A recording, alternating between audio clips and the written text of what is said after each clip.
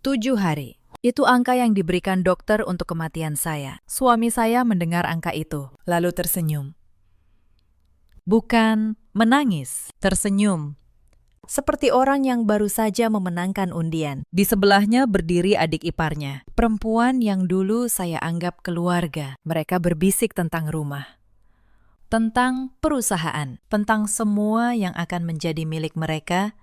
Begitu napas saya berhenti. Mereka tidak tahu satu hal. Tubuh saya lumpuh, tetapi telinga saya hidup. Saya mendengar setiap kata, dan saya menghitung. 7 hari, kata mereka. Saya bangun di hari ke-6. Halo, Bunda semua. Semoga Bunda dalam keadaan sehat dan tenang hari ini. Sebelum kita masuk ke cerita, jangan lupa nyalakan subtitle. Tulis dari kota mana Bunda menonton, dan tekan tombol subscribe supaya tidak ketinggalan kisah berikutnya. Selamat menyimak. Nama saya Larasati Wibowo. Orang memanggil saya Laras. Usia saya 38 tahun. Saya pendiri dan pemilik sebuah studio arsitektur di kawasan Kuningan, Jakarta. Sudah 12 tahun saya membangunnya dari nol. Dari satu meja sewaan menjadi kantor dengan 40 karyawan. Saya menikah dengan Reza 7 tahun lalu. Saat itu dia hanya seorang manajer proyek di perusahaan lain. Saya yang punya nama. Saya yang punya modal. Tetapi saya tidak pernah membuatnya merasa kecil. Saya angkat dia menjadi direktur operasional di studio saya. Saya beri dia mobil. Saya beri dia jabatan. Saya beri dia kepercayaan. Itu kesalahan terbesar dalam hidup saya. Malam itu, langit Jakarta gelap tanpa bintang. Saya baru pulang dari kantor. Lelah setelah rapat presentasi proyek gedung di Sudirman. Reza menyambut saya di ruang makan dengan secangkir teh hangat. Minum dulu. Sayang, katanya lembut. Kamu kelihatan capek sekali. Saya tersenyum. Saya kira itu perhatian. Saya kira setelah berbulan-bulan dia dingin. Akhirnya dia kembali menjadi suami yang dulu. Saya meminum teh itu sampai habis. Setengah jam kemudian, dunia mulai berputar. Gelas di tangan saya jatuh. Lantai marmer terasa naik menghantam wajah saya. Saya mencoba memanggil nama Reza, tetapi lidah saya kaku. Yang saya lihat terakhir adalah dia berdiri di ambang pintu, menatap saya jatuh, tidak bergerak, tidak menolong, hanya menatap, seperti menunggu. Lalu, semuanya menjadi hitam. Kegelapan itu bukan tidur. Tidur punya ujung. Ini tidak. Ini ruang kosong tanpa batas. Tempat waktu kehilangan bentuknya. Saya tidak tahu sudah berapa lama. Sehari. 3 hari. Yang saya tahu hanya satu. Tubuh saya tidak mau bergerak. Jari saya, kelopak mata saya, bibir saya. Semua mati. Tetapi di dalam tempurung kepala ini, saya masih hidup. Masih sadar. Terjebak. Anehnya, justru dalam kegelapan itu, pendengaran saya menjadi tajam. Saya bisa mendengar bunyi monitor jantung di samping saya. Bip, bip, bip, pelan, lemah. Tetapi ada. Saya bisa mendengar langkah perawat, desisan selang oksigen, pintu yang dibuka.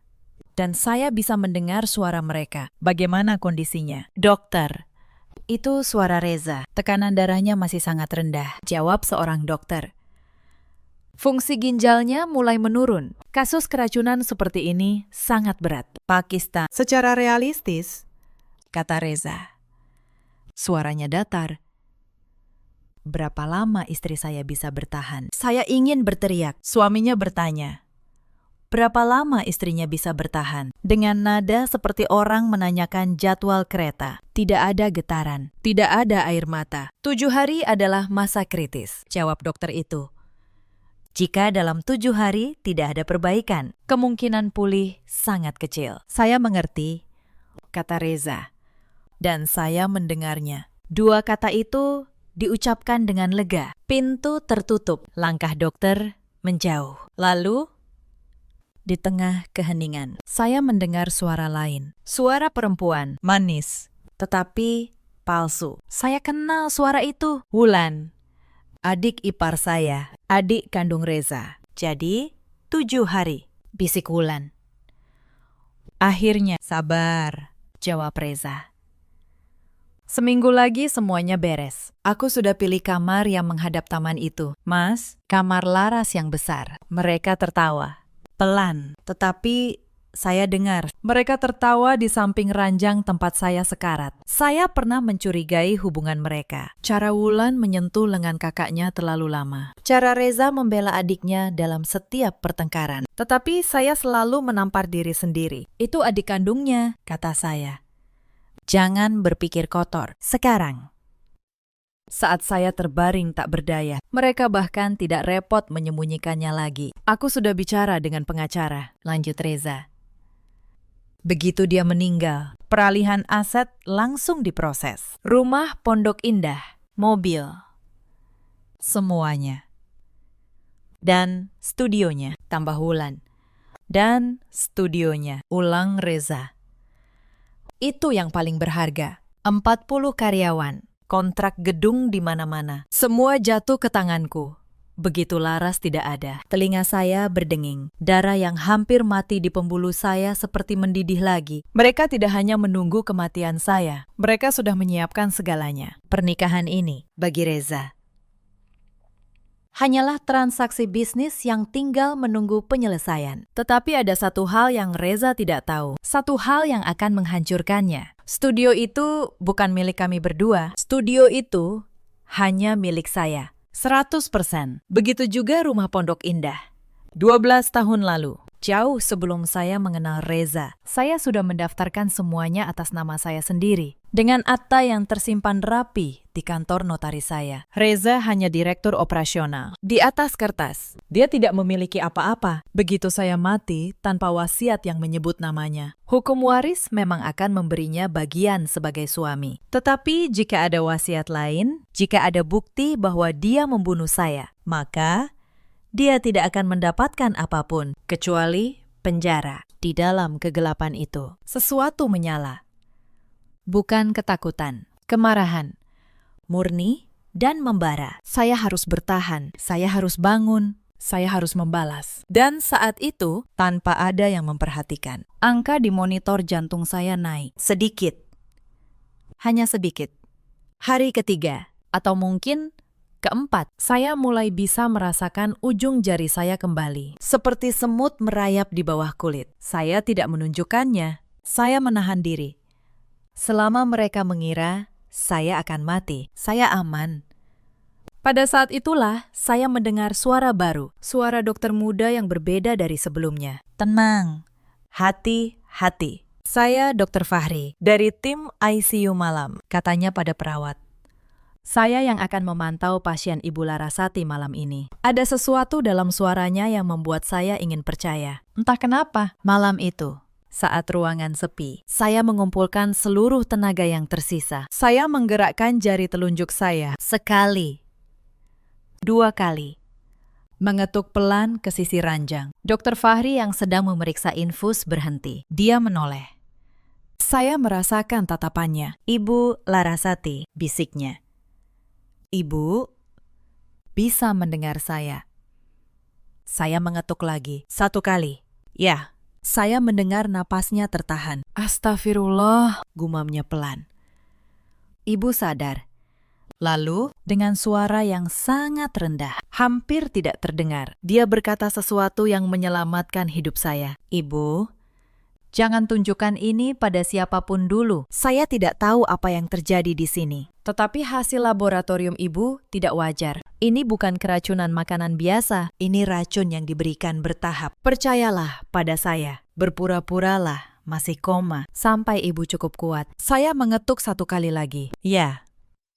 Untuk pertama kalinya sejak teh itu, saya merasa tidak sendirian. Dr. Fahri menjelaskan dengan bisikan-bisikan singkat selama beberapa malam berikutnya. Dia curiga sejak awal. Pola kerusakan organ saya tidak cocok dengan kecelakaan. Dia diam-diam menyimpan sampel darah saya di luar berkas resmi rumah sakit. Dia tahu jika seseorang sengaja meracuni saya. Berkas resmi pun bisa dimanipulasi oleh orang yang punya akses. Siapa yang paling sering datang menjenguk ibu? Tanyanya suatu malam.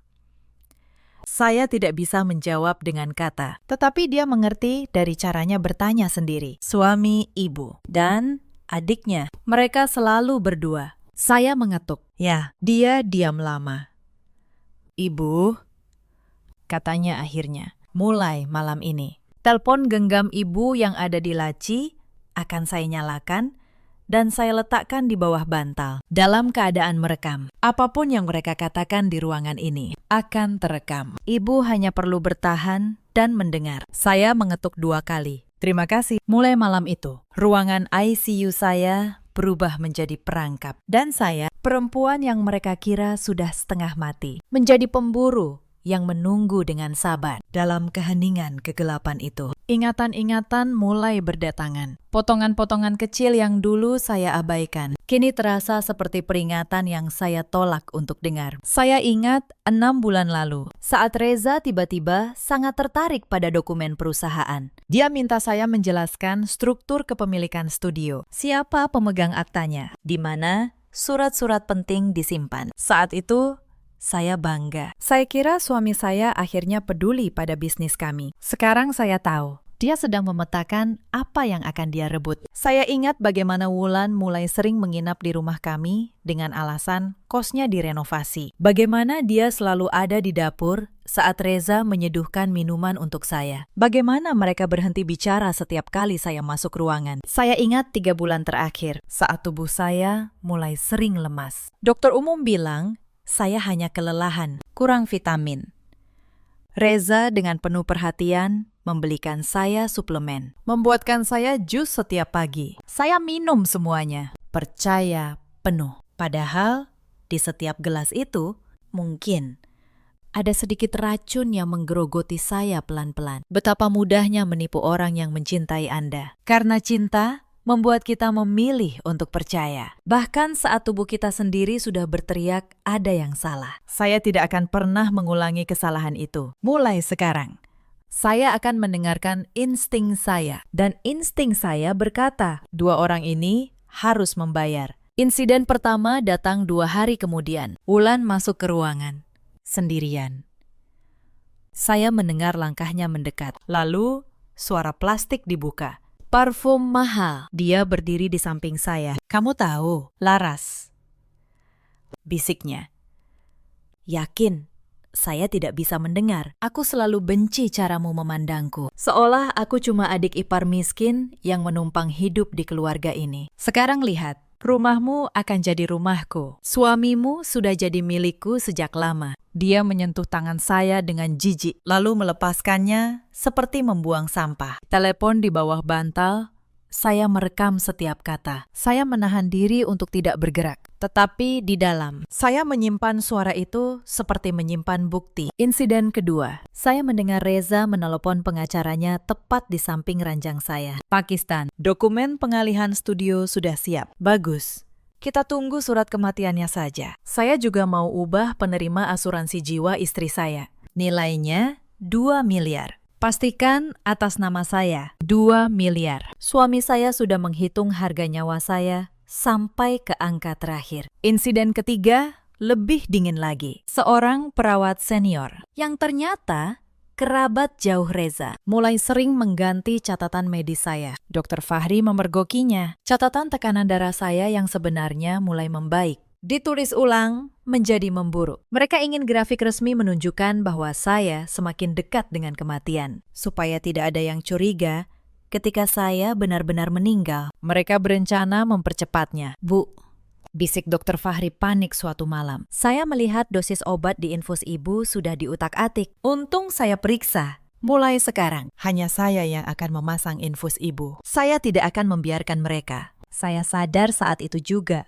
Mereka tidak lagi mau menunggu 7 hari. Mereka mau memastikan saya mati lebih cepat. Insiden keempat terjadi di hari kelima. Ibu saya, satu-satunya keluarga kandung yang saya punya, datang dari Yogyakarta. Saya mendengar suaranya yang serak menahan tangis di pintu. Anak saya kenapa bisa begini? Tetapi Reza mencegatnya. Bu, sebaiknya ibu jangan masuk dulu. Kondisinya buruk sekali. Dokter bilang, tidak boleh banyak orang. Itu bohong.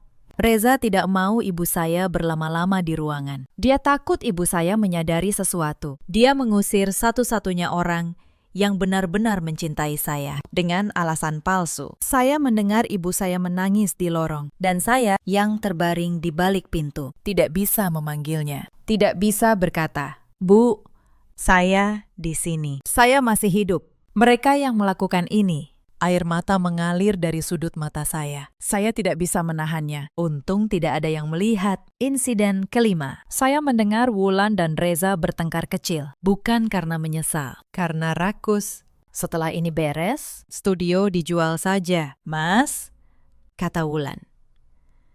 Uangnya kita pakai keliling Eropa. Jangan dijual, bantah Reza. Studio itu mesin uang. Aku akan jadi pemiliknya. Pemilik, Wulan tertawa sinis. Mas pikir karyawan-karyawan itu akan tunduk pada Mas. Mereka cuma hormat pada Laras. Tanpa dia, studio itu cuma gedung kosong. Untuk pertama kalinya, saya mendengar keraguan dalam suara Reza. Dia mulai sadar, tanpa saya, warisan yang dia rebut mungkin tidak sebesar yang dia kira. Tetapi saat itu, dia sudah terlalu jauh untuk berhenti. Di antara insiden itu, saya juga mendengar sesuatu yang membuat saya makin yakin betapa terencananya semua ini. Suatu sore, Reza datang dengan seorang lelaki yang dia panggil Pak Hendra. Suara mereka pelan. Tetapi saya menangkap setiap kata. Jadi begini, Pak Reza, kata lelaki itu. Polis asuransi jiwa istri Anda nilainya 2 miliar. Tetapi pencairan untuk kasus kematian tidak wajar akan diselidiki. Kita harus pastikan surat kematian menyebut gagal organ akibat sakit, bukan keracunan. Itu sudah saya urus, jawab Reza. Ada perawat yang membantu. Catatan medisnya akan menunjukkan penyakit, bukan racun.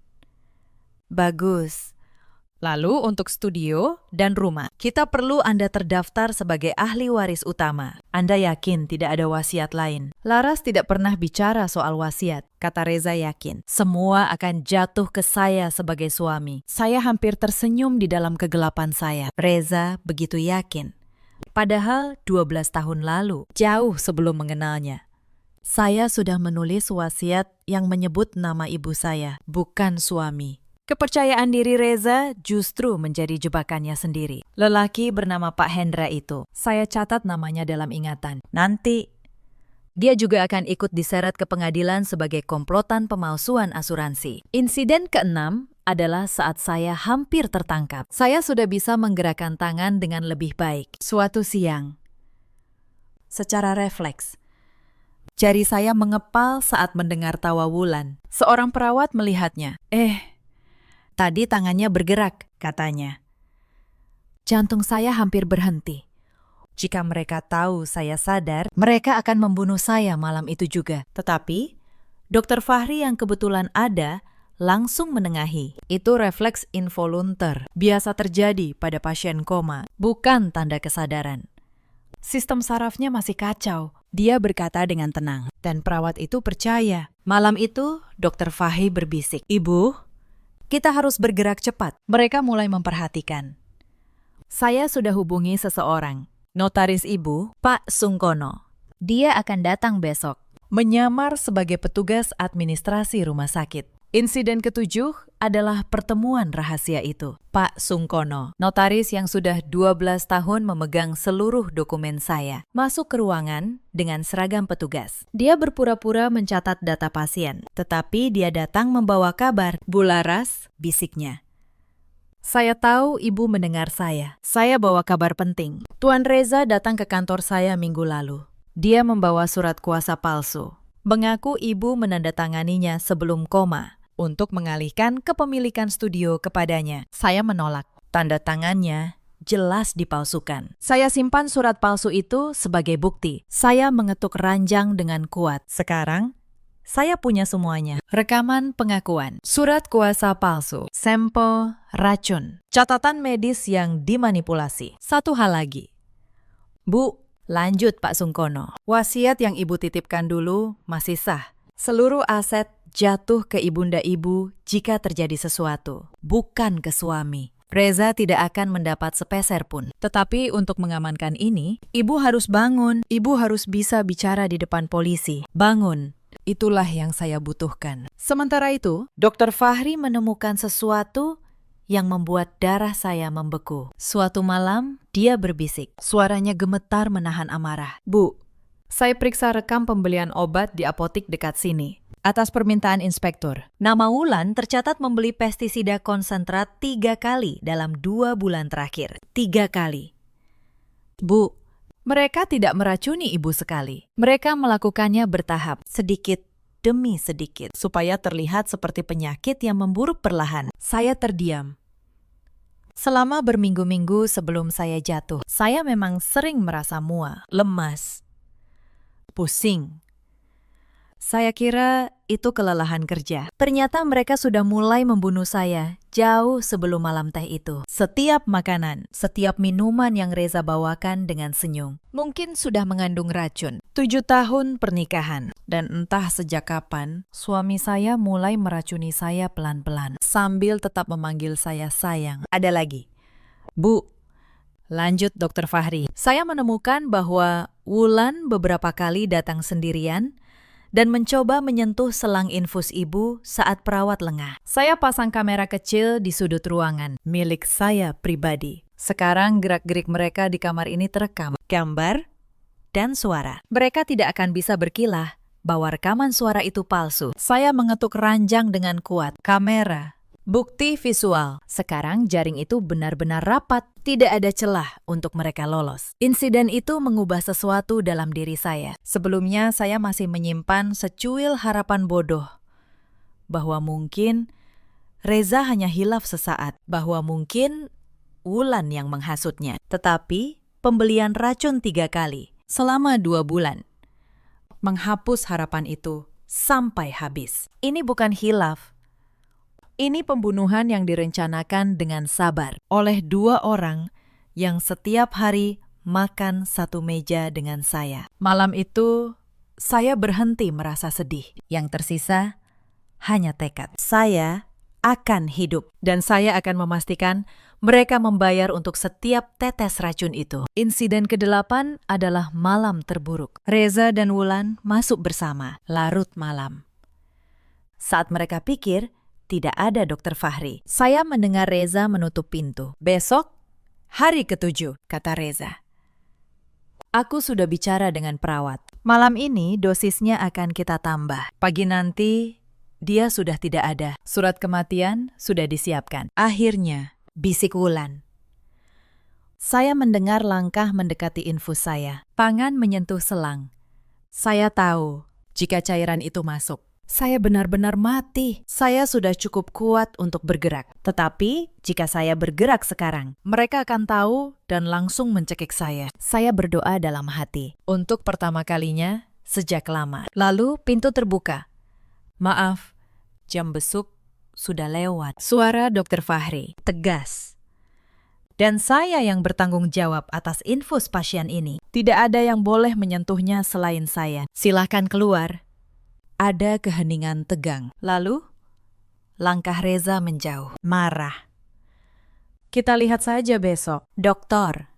Saat pintu tertutup, Dr. Fahri segera mengganti selang yang sudah mereka sentuh. "Bu," bisiknya gemetar, "besok pagi, sebelum mereka datang, Ibu harus bangun." Polisi sudah saya hubungi diam-diam. Mereka menunggu satu hal saja, kesaksian Ibu. Sepanjang 2 hari terakhir, saya melatih tubuh saya diam-diam. Setiap kali ruangan kosong, saya mencoba menggerakkan satu bagian tubuh. Hari ini, jari. Besok pergelangan. Lalu, lengan. Rasanya seperti membangunkan otot yang sudah lama tertidur. Setiap gerakan membakar. Setiap usaha menguras tenaga yang nyaris tidak ada. Dr. Fahri membantu saya. Dia membawa makanan bernutrisi melalui selang, di luar takaran resmi, supaya tubuh saya punya tenaga untuk bangkit. Dia memijat tangan dan kaki saya saat tidak ada orang, supaya peredaran darah saya kembali lancar. "Sedikit lagi, Bu," bisiknya setiap malam. Tubuh ibu kuat, saya melihatnya.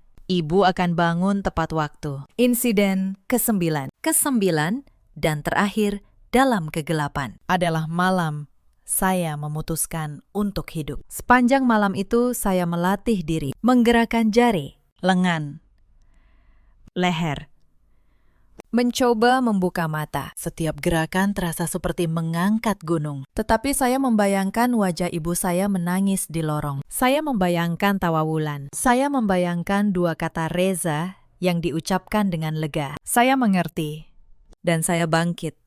Sedikit demi sedikit. Saat fajar hari ke-7 menyingsing, kelopak mata saya bergetar, lalu terbuka. Cahaya pertama yang saya lihat dalam 7 hari membakar mata saya. Tetapi saya tidak menutupnya. Saya menatap langit-langit ICU itu, dan untuk pertama kalinya, saya tersenyum.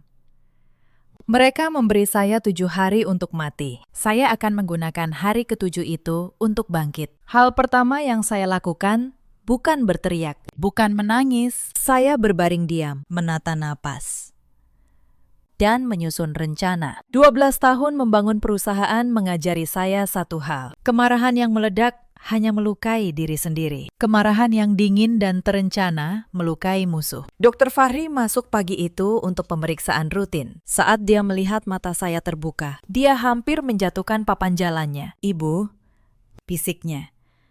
Suaranya pecah. "Ibu benar-benar bangun? Tolong," kata saya. Suara saya serak, hampir tidak terdengar. Seperti suara yang lama tidak dipakai. "Tolong jangan beritahu siapapun dulu. Saya butuh waktu beberapa jam. Dan saya butuh polisi datang sebelum suami saya." Dia mengangguk cepat. "Semua bukti sudah aman. Bu, rekaman, sampel darah, surat palsu dari notaris. Saya sudah hubungi seorang inspektur yang bisa dipercaya. Dia akan datang siang ini." Saya menggenggam tangannya. Tangan saya masih lemah, tetapi genggaman itu sungguh-sungguh. "Dr. Fahri, saya tidak tahu kenapa Anda menolong orang asing seperti saya, tetapi Anda menyelamatkan nyawa saya." Dia menunduk. 7 tahun lalu, ibu saya meninggal di rumah sakit. Kami curiga ada kelalaian. Tetapi tidak ada yang mau mendengarkan kami karena kami orang kecil. Saya berjanji pada diri sendiri, jika suatu hari saya melihat ketidakadilan seperti itu lagi, saya tidak akan diam. Dia menatap saya. Ibu mengingatkan saya pada ibu saya. Saya tidak berkata apa-apa, tetapi saya tidak akan pernah melupakan kalimat itu. Lalu, Pak Sungkono datang, masih dengan seragam petugasnya. Ketika dia melihat saya sadar, lelaki tua yang sudah 12 tahun mengurus dokumen saya itu menitikan air mata. "Alhamdulillah, Bu Laras, alhamdulillah. Kami punya waktu sampai siang." Saya menggunakannya untuk menyusun langkah. Pertama, saya minta Pak Sungkono memastikan akta studio dan rumah yang asli ada di tangannya. Kedua, saya minta Dr. Fahri menyiapkan seluruh hasil laboratorium racun yang asli, bukan yang dimanipulasi. Ketiga, saya minta rekaman pengakuan Reza dan Wulan disalin ke 3 tempat berbeda, supaya tidak bisa dihilangkan. Saya tidak akan melabrak mereka dengan teriakan. Saya akan menjatuhkan mereka dengan kertas, suara, dan hukum. Hitam di atas putih. Menjelang tengah hari, saya minta Dr. Fahri melakukan satu hal terakhir. "Telepon suami saya," kata saya. "Beritahu dia kondisi saya memburuk drastis. Katakan kemungkinan saya tidak bertahan sampai malam. Minta dia dan keluarga datang sekarang juga." Dr. Fahri menatap saya, lalu mengerti. Senyum tipis muncul di wajahnya. "Ibu memancing mereka berkumpul. Saya ingin mereka semua di satu ruangan," kata saya pelan. Saat kebenaran terbuka, saya ingin tidak ada yang bisa lari. 1 jam kemudian, mereka datang. Saya berbaring dengan mata tertutup. Selang oksigen terpasang. Berpura-pura sekarat seperti 7 hari terakhir. Inspektur polisi dan 2 anggotanya sudah bersembunyi di ruang sebelah, mendengarkan melalui pintu yang sengaja dibuka sedikit. Saya mendengar mereka masuk. Reza, Wulan, dan perawat kerabat itu. "Dokter, bagaimana?" tanya Reza. Pura-pura cemas. "Sangat lemah," jawab Dr. Fahri datar. Saya beri waktu keluarga untuk berpamitan. Mereka kira ini akhir saya. Mereka kira saya akan mati di depan mata mereka. Saya mendengar Wulan menghela napas, hampir seperti lega. Saya mendengar Reza mendekat. lalu berbisik di telinga saya, mengira saya tidak akan pernah mendengarnya lagi. Pergilah dengan tenang, Laras, bisiknya. Kamu sudah memberikan segalanya untukku. Sekarang, biarkan aku menikmatinya. Saat itulah saya membuka mata. Menikmati apa, Mas? Kata saya. Suara saya pelan, tetapi di ruangan yang hening itu terdengar seperti petir. Wajah Reza berubah putih. Dia mundur, tersandung kursi. Wulan menjerit kecil dan menutup mulutnya. Perawat kerabat itu menempel ke dinding seperti melihat hantu. Laras, kamu sadar. Reza terbata. Saya duduk perlahan, dibantu Dr. Fahri. Saya sudah sadar sejak hari keempat, kata saya. Saya mendengar semuanya, Mas. Setiap kata, setiap rencana, setiap angka. Kamu salah dengar. Reza mencoba menguasai diri. Kamu masih sakit, halusinasi. 7 hari adalah masa kritis, kata saya. Menirukan kalimatnya sendiri. Saya mengerti. Itu yang Mas katakan pada dokter, kan? Dengan nada lega. Saya juga ingat saat Mas bilang pada Wulan, kamar yang menghadap taman sudah dia pilih. Kamar saya. Wulan terisak. Mas, dia tahu. Diameter, bentak Reza. Lalu surat kuasa yang Mas palsukan. Lanjut saya. Tenang. Mas, bawa ke notaris saya. Mengaku saya menandatanganinya sebelum koma. Tetapi notaris saya lebih pintar dari Mas. Dari sudut ruangan, Pak Sungkono melangkah maju, melepas topi petugasnya. Selamat siang, Tuan Reza, katanya dingin. Kita pernah bertemu minggu lalu. Anda mungkin ingat saya menolak surat Anda. Reza menatapnya, ngeri. Kamu, petugas tadi. Notaris, koreksi Pak Sungkono. Notaris pribadi Bularas selama 12 tahun. Pemegang akta asli studio dan rumah Pondok Indah. Yang kebetulan, Tuan, seluruhnya atas nama Bularas. Anda tidak pernah memiliki sehelai pun saham di perusahaan itu. Anda hanya direktur operasional yang digaji. Saya melihat seluruh dunia runtuh di wajah Reza. Selama ini dia mengira dia membunuh untuk merebut sebuah kerajaan. Sekarang dia tahu kerajaan itu tidak akan pernah menjadi miliknya. Tidak mungkin, desisnya.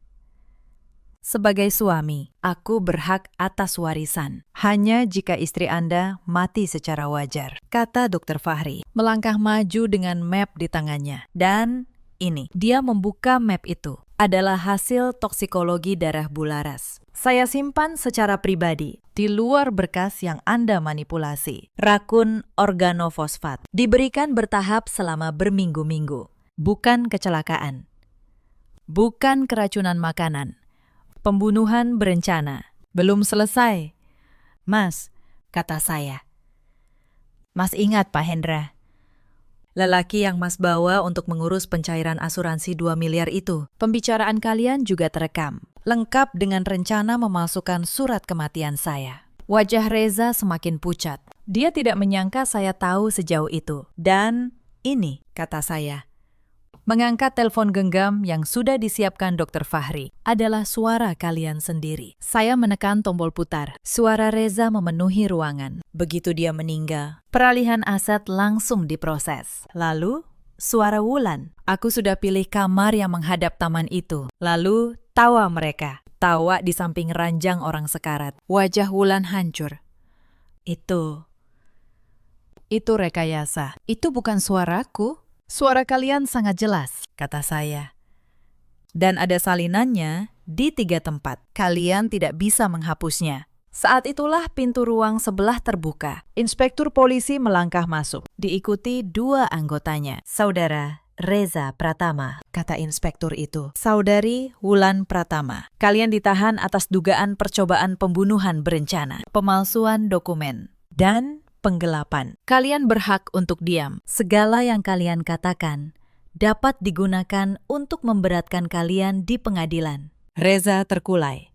Lelaki yang tadi menira dirinya akan menjadi raja. Sekarang lututnya jatuh ke lantai marmer ICU. Laras, katanya. Suaranya pecah. Laras. Kita bisa bicara. Aku hilaf. Aku 7 hari. Potong saya. Itu yang kamu beri padaku untuk mati, Reza.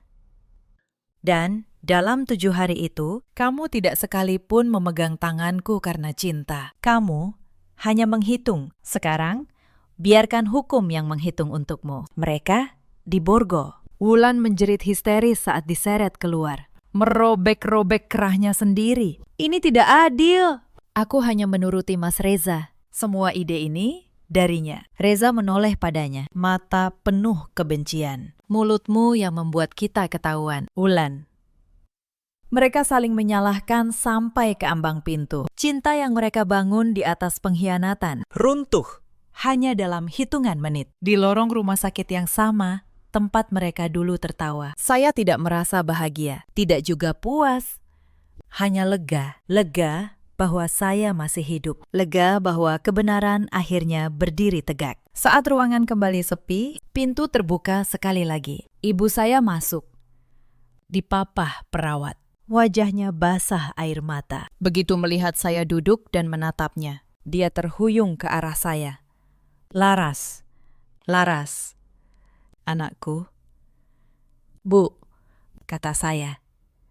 Dan untuk pertama kalinya dalam 7 hari, saya menangis dengan bebas. Saya di sini, Bu. Saya masih hidup. Dia memeluk saya erat, seolah takut saya akan hilang lagi. Di pelukan ibu saya merasakan sesuatu yang sudah lama hilang. Rasa aman. Persidangan berlangsung berbulan-bulan. Reza dan Wulan mencoba menyewa pengacara mahal. Mencoba memutarbalikkan fakta. Mencoba menggambarkan saya sebagai istri yang kejam dan paranoid. Tetapi bukti itu terlalu kuat. Rekaman suara mereka sendiri. Hasil toksikologi yang tidak terbantahkan. Surat kuasa palsu dengan tanda tangan yang jelas dipalsukan. Kesaksian Dr. Fahri, Pak Sungkono, dan seorang perawat muda yang akhirnya berani jujur tentang dosis obat yang diutak-atik. Perawat kerabat Reza yang ikut bersekongkol mengaku di tengah sidang, menukar pengakuan dengan keringanan hukuman. Dia menceritakan semuanya. Bagaimana Reza menjanjikannya uang, bagaimana mereka menyusun grafik medis palsu, bagaimana racun itu dibeli. Salah satu momen yang paling saya ingat dari persidangan adalah saat pengacara Reza mencoba menyerang saya. Dia berdiri dengan nada merendahkan, mencoba menggambarkan saya sebagai istri yang gila kendali dan posesif. Bukankah benar, katanya, bahwa Anda mengendalikan keuangan keluarga sepenuhnya? Bahwa suami Anda merasa tertekan karena tidak punya apa-apa atas namanya sendiri? Bukankah mungkin semua tuduhan ini hanyalah rekayasa istri yang cemburu dan ingin menghancurkan suaminya? Saya menatapnya tenang dari kursi saya. Lalu, saya menjawab dengan suara yang jelas terdengar ke seluruh ruangan. Saya memang membangun perusahaan itu sendiri, dengan tangan saya sendiri. Jauh sebelum saya mengenal suami saya. Tetapi saya mengangkatnya menjadi direktur. Saya memberinya gaji, mobil, jabatan, dan kepercayaan. Jika dia merasa tertekan, dia bisa berbicara. Dia bisa pergi, dia bisa meminta cerai, yang dia pilih justru meracuni saya selama berbulan-bulan. Lalu tersenyum saat dokter berkata, "Saya hanya punya 7 hari. Tolong jelaskan pada saya, Pakistan, di bagian mana dari meracuni istri yang masuk akal sebagai reaksi seseorang yang merasa tertekan?" Ruang sidang hening. Pengacara itu tidak bisa menjawab. Hakim memintanya duduk. Bukti-bukti berbicara lebih keras dari segala dalih. Rekaman audio, rekaman video dari kamera Dr. Fahri. Hasil toksikologi, catatan pembelian racun atas nama Wulan 3 kali. Surat kuasa palsu, pengakuan perawat kerabat, kesaksian Pak Hendra yang akhirnya ditangkap juga. Satu persatu, semua menumpuk menjadi gunung bukti yang tidak bisa diruntuhkan oleh pengacara termahal sekalipun. Pada hari vonis, ruang sidang penuh sesak. Saya datang dengan kursi roda, masih dalam masa pemulihan. Tetapi punggung saya tegak. Hakim membacakan putusan dengan suara yang menggema. Reza Pratama dinyatakan bersalah atas percobaan pembunuhan berencana dan pemalsuan dokumen. Hukuman penjara 18 tahun. Wulan Pratama dinyatakan bersalah sebagai pelaku yang turut serta. Hukuman 12 tahun. Saat angka itu dibacakan, Wulan menjerit, meraung, memohon. Reza hanya menunduk. Diameter. Seperti orang yang akhirnya menyadari bahwa segala perhitungannya selama ini sia-sia. Saya menatap mereka dari kursi roda saya. Dua orang yang pernah saya cintai dan percayai. Dua orang yang menukar nyawa saya dengan angka di rekening. Tidak ada kemenangan dalam tatapan itu. Hanya akhir dari sebuah kisah yang seharusnya tidak pernah terjadi. Ketika sidang usai, seorang wartawan mendekat. Bu Larasati, setelah semua ini, apa pesan Ibu untuk para perempuan di luar sana yang sedang mengalami kekerasan dalam rumah tangga? Saya menatap kamera, suara saya tenang, tetapi tegas. Tidak ada cinta yang pantas dibayar dengan nyawa Anda, kata saya. Jika insting Anda berkata ada yang salah, dengarkan. Jangan tutupi dengan alasan bahwa dia keluarga, bahwa dia suami, bahwa dia darah daging. Percayalah pada diri Anda sendiri dan jangan pernah merasa terlalu kecil untuk meminta tolong. Pemulihan saya tidak mudah. Racun itu meninggalkan jejak di tubuh saya. Ginjal saya butuh berbulan-bulan untuk kembali normal. Rambut saya rontok hampir setengahnya. Ada malam-malam saya terbangun dengan keringat dingin. Mendengar lagi tawa Wulan dalam mimpi. Merasakan lagi gelas teh itu jatuh dari tangan saya. Tetapi saya tidak sendirian dalam pemulihan itu. Ibu saya pindah dari Yogyakarta untuk tinggal bersama saya. Setiap pagi, dia memasak bubur, menyuapi saya seperti saat saya masih kecil. Dulu saya kira saya sudah kehilangan kamu, katanya suatu pagi. Sambil mengelus rambut saya yang menipis. Saya tidak akan pernah lagi membiarkan siapapun menyakiti anak saya. Dokter Fahri tetap memantau kondisi saya. Awalnya sebagai dokter, lalu lambat laun sebagai sahabat. Dia sering datang membawa buku, kadang membawa makanan, kadang hanya duduk dan mendengarkan saya bercerita. Dalam diamnya, ada ketulusan yang tidak pernah saya temukan dalam 7 tahun pernikahan saya. Studio saya, yang sempat hampir direbut Reza, justru berkembang setelah kasus itu. Para karyawan saya, yang ternyata mendengar kabar bahwa pemilik mereka dikhianati dan hampir dibunuh, menjadi semakin setia. Mereka menjaga perusahaan tetap berjalan selama saya di rumah sakit. Saat saya kembali ke kantor untuk pertama kalinya, dengan kursi roda, mereka berdiri dan menyambut saya dengan tepuk tangan yang membuat saya menangis. Selamat datang kembali, Bu, kata kepala desainer saya. Kami tidak akan pernah menyerahkan studio ini pada siapapun selain Ibu. Hari pertama saya kembali bekerja penuh. Saya berdiri di depan 40 karyawan saya, masih agak gemetar, dan berbicara dengan jujur. Kalian mungkin sudah mendengar apa yang terjadi pada saya, kata saya. Saya tidak akan menyembunyikannya.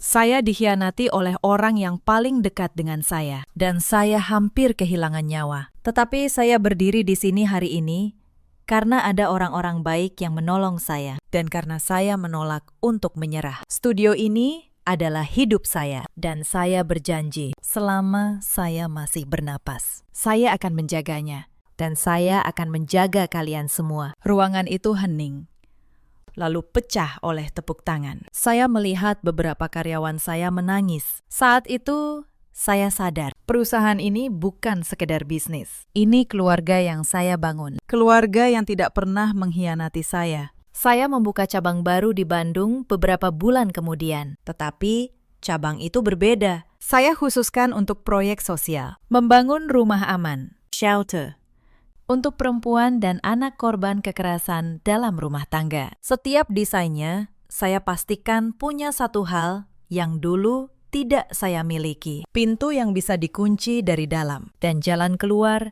yang selalu terlihat. Rumah besar di Pondok Indah. Rumah yang dulu menjadi saksi bisu malam saya diracuni. Tidak lagi saya tinggali. Saya tidak sanggup. Setiap sudutnya menyimpan kenangan buruk. Maka, saya mengubahnya. Rumah itu sekarang menjadi shelter pertama dari yayasan saya. Tempat di mana perempuan-perempuan yang melarikan diri dari rumah tangga yang berbahaya bisa beristirahat, makan, dan merasa aman. Tempat yang dulu dirancang untuk merebut hidup saya, sekarang menyelamatkan hidup orang lain. Beberapa bulan setelah shelter itu dibuka, seorang perempuan muda datang. Namanya Sari. Usianya baru 26 tahun. Dia datang dengan memar di lengan dan mata yang takut pada setiap suara keras. Suaminya, katanya, mulai mengancam akan menyakitinya setelah dia mengetahui suaminya menggelapkan uang warisan orang tuanya. Saat saya mendengar ceritanya, saya melihat diri saya sendiri di dalamnya. Perempuan yang bekerja keras, yang mandiri,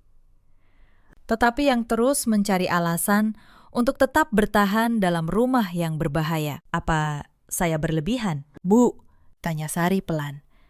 Mungkin saya cuma terlalu sensitif. Dia suami saya. Mungkin saya yang salah. Saya duduk di sampingnya dan memegang tangannya. Sari, kata saya. Saya pernah berpikir persis seperti itu. Saya terus berkata pada diri sendiri bahwa saya berlebihan, bahwa saya harus lebih sabar, bahwa dia keluarga saya. 7 hari. Itu jarak antara pikiran itu dan kematian saya. Jangan tunggu sampai sejauh itu. Insting Anda tidak pernah berbohong. Sari menangis di bahu saya. Hari itu kami membantunya mengurus perlindungan hukum, mengamankan dokumen warisannya, dan menemaninya membuat laporan. 3 bulan kemudian, dia tidak lagi menjadi perempuan yang takut pada suara keras. Dia bahkan mulai membantu perempuan lain yang baru datang ke shelter. Melihatnya, saya mengerti satu hal. Apa yang terjadi pada saya, sekejam apapun, ternyata bisa menjadi cahaya bagi orang lain. Racun yang hampir membunuh saya kini berubah menjadi kekuatan untuk menyelamatkan. Saya sendiri pindah ke sebuah rumah yang jauh lebih sederhana di kawasan Kebayoran Baru. Tidak ada kemewahan berlebihan, hanya sebuah balkon kecil yang menghadap deretan pohon. Tempat saya bisa duduk di pagi hari dengan secangkir teh chamomile. Saya belajar lagi mempercayai teh. Itu terdengar sepele, tetapi butuh waktu lama bagi saya untuk bisa meminum apapun yang dibuatkan orang lain tanpa rasa takut.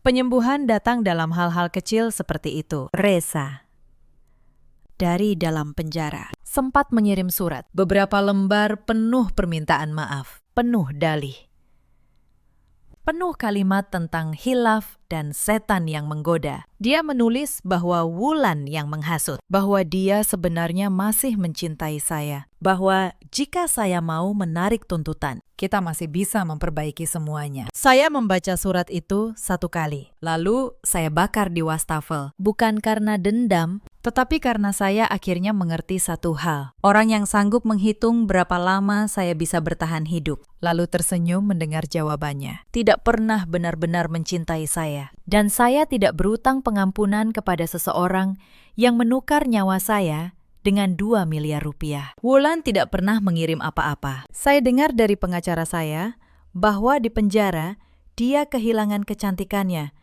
yang dulu menjadi senjatanya. Wajah yang dulu sombong itu kini lesu, kosong. Dia menghabiskan waktu menyalahkan kakaknya, menyalahkan saya, menyalahkan semua orang, kecuali dirinya sendiri. Itulah yang terjadi pada orang yang membangun hidup di atas iri hati. Mereka kehilangan segalanya, lalu masih bertanya kenapa. Setahun setelah vonis, ibu saya memutuskan menetap permanen di Jakarta, di rumah baru saya yang sederhana. Untuk pertama kalinya dalam hidup, saya merasa rumah benar-benar terasa seperti rumah. Malam itu, saya duduk di balkon, menyeruput teh chamomile yang menenangkan. Telepon saya berdering. Nama Dr. Fahri muncul di layar. Selamat malam, Laras. Sapanya hangat. Bagaimana kabarmu hari ini? Lebih baik, jawab saya. Tersenyum. Jauh lebih baik dari kemarin. Ada keheningan singkat. Lalu dia melanjutkan. Laras, ada sesuatu yang ingin kubicarakan. Bukan sebagai dokter. Bisakah kita makan malam bersama besok? Jantung saya berdebar dengan cara yang sudah lama tidak saya rasakan. Bukan ketakutan, sesuatu yang lebih hangat. Saya akan senang sekali, jawab saya perlahan. Saya menutup telepon dan menatap langit Jakarta yang malam itu jarang-jarang menunjukkan beberapa bintang. Saya menyadari sesuatu yang penting. Saya tidak hanya selamat dari racun dan pengkhianatan. Saya berubah dari seorang perempuan yang menganggap memberi segalanya adalah bentuk cinta, menjadi perempuan yang tahu bahwa dirinya sendiri juga layak dijaga. Dari korban yang hampir mati, menjadi penyintas yang memberi tempat aman bagi orang lain. Angin malam berembus lembut, membelai rambut saya yang kini sudah tumbuh kembali, lebih tebal dari sebelumnya. Di kejauhan, kota Jakarta berkelap-kelip seperti tidak pernah tidur. Saya menghabiskan teh saya, lalu saya menarik napas dalam-dalam. Cerita ini mengajarkan satu hal yang ingin saya tinggalkan untuk Bunda semua. Jangan pernah merasa bahwa memberikan segalanya kepada seseorang adalah bukti cinta yang paling tinggi. Karena cinta sejati tidak pernah meminta Anda menyerahkan harga diri, keamanan, apalagi nyawa Anda. Ada banyak perempuan di luar sana yang seperti saya dulu, yang bekerja keras, yang mandiri, tetapi yang merasa harus terus mengalah supaya rumah tangga tetap utuh. Yang menutup mata saat insting mereka berteriak, ada yang salah. Jika Anda salah satunya, dengarkan suara hati Anda. Itu bukan paranoia, itu cara tubuh Anda melindungi diri. Ada juga banyak suami seperti Reza di luar sana, yang melihat istrinya bukan sebagai pasangan, tetapi sebagai tangga untuk naik, atau sebagai harta yang bisa dicairkan. Mereka pandai menyembunyikannya di balik kata sayang dan secangkir teh hangat. Maka, perhatikan, bukan kata-katanya, tetapi tindakannya saat dia pikir Anda tidak melihat. Dan ada pula orang-orang seperti Wulan, yang iri pada hidup orang lain sampai rela menghancurkannya. Lupa bahwa kebahagiaan yang dirampas tidak pernah bertahan lama. Karma tidak selalu datang cepat, tetapi ia selalu datang. Reza dan Wulan menghabiskan tahun-tahun terbaik hidup mereka di balik jeruji. Sementara saya, yang pernah mereka anggap sudah mati, hidup, membangun lagi, mencintai lagi, bahkan belajar mempercayai lagi. Dalam hidup, kita selalu punya pilihan. Pilihan untuk tetap menjadi korban atau bangkit menjadi penyintas. Saya memilih bangkit dan saya berdoa. Siapapun Bunda yang sedang menonton ini dalam kesakitan, Bunda juga akan memilih bangkit. Jika kisah ini menyentuh hati Bunda, ceritakan pengalaman Bunda di kolom komentar. Mungkin cerita Bunda akan menjadi keberanian bagi perempuan lain yang membacanya. Terima kasih sudah menemani saya sampai akhir. Sampai jumpa di kisah berikutnya.